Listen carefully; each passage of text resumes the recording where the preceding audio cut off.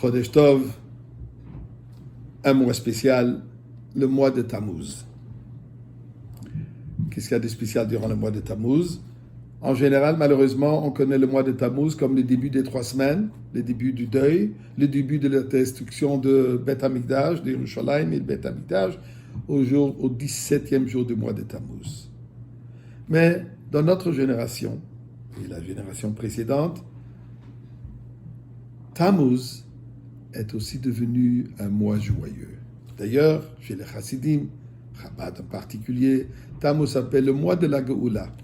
Et ceci n'est pas seulement puisqu'on est assuré que la Goula arrive aujourd'hui, donc Tammuz sera le mois de la Goula, mais historiquement, en l'année 1927, Tafresh Pezaïn, le rabbi précédent, le rabbi Yosef Yitzhak, qui a été emprisonné durant l'été, et au début, il a été condamné à une peine de mort, dû aux ses activités de renforcer le judaïsme sous la dictature communiste à l'époque en Russie.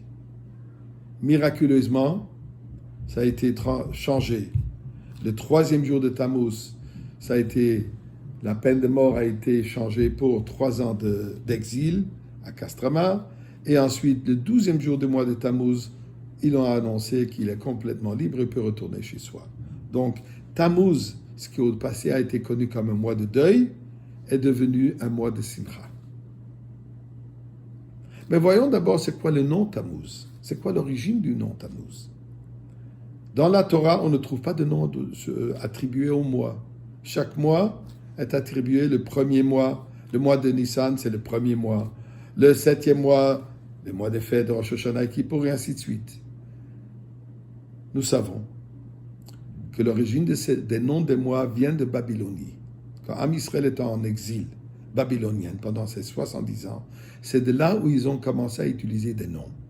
Il y a des noms qui sont incompréhensibles. Par exemple, Nissan, le premier mois de l'année qui est le mois de la fête de Pessah. Nissan qui veut dire miracle. Effectivement, c'est le mois des miracles.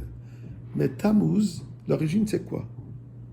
Eh bien, regardons dans Yecheskel Hanavi, chapitre 8, verset 14, c'est le passouk de dire Vayave oti et bet Arsharabayit. Ils m'ont amené à l'entrée de la maison, Bet Hashem, à l'entrée, à la porte de Beth Amikdash, qui se trouve au nord. Et voici, qu'est-ce que je vois?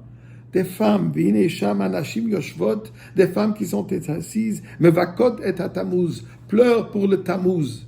C'est quoi ce Tammuz? Alors, le Rambam nous raconte que Tammuz était une idole babylonienne. L'origine, Tammuz était un faux prophète. Le roi de cette époque l'a tué.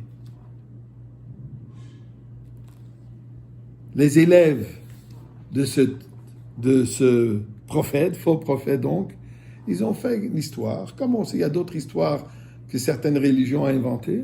Ils ont inventé une histoire en disant que, après qu'il a été tué, les rois, tous les dieux, sont venus pour l'accueillir. Et ils ont placé une couronne. Et le lendemain, ils ont disparu. Cette histoire a pris ses propres ailes, est devenue très répandue, jusqu'au point où c'est devenu une pièce de théâtre, où Tammuz, l'acteur principal, l'acteur qui représente tristesse, une victime, un héros tragique, et cette pièce est devenue tellement répandue que les femmes, même durant le temps de Beth Amikdash, ils allaient voir cette pièce et pleuraient. Rashi de nous dire qu'ils ont créé cette idole en plomb, et le plomb dans la chaleur commence à suer, la sueur, donc les pleurs. Alors pourquoi attribuer une idole à un nom d'un mois juif? Eh bien, mes amis, c'est simple. C'est ça l'idée. Tammuz, le mois de la Goula, le mois de la rédemption. Pour que la rédemption se réalise complètement, il faut non seulement que nous, on accepte la volonté divine, que nous, Am Israël, suivons les paroles divines, mais il faut même que même les idoles soient transformés et reconnaissent la vérité de Torah et Mitzvot. Que l'humanité entière, même ceux qui suivent des idoles, et même une idole aussi bizarre, avec une histoire qui ne tient pas debout, mais malgré ça, c'est une idole. Ça doit aussi reconnaître et accepter Emet Hashem le Olam, la vérité divine. Nous avons aussi Gimel Tammuz, le 3e jour de Tammuz. On n'a pas le temps d'en parler aujourd'hui, c'est Chas V'Sholom, on sera encore Galout, on en parlera demain.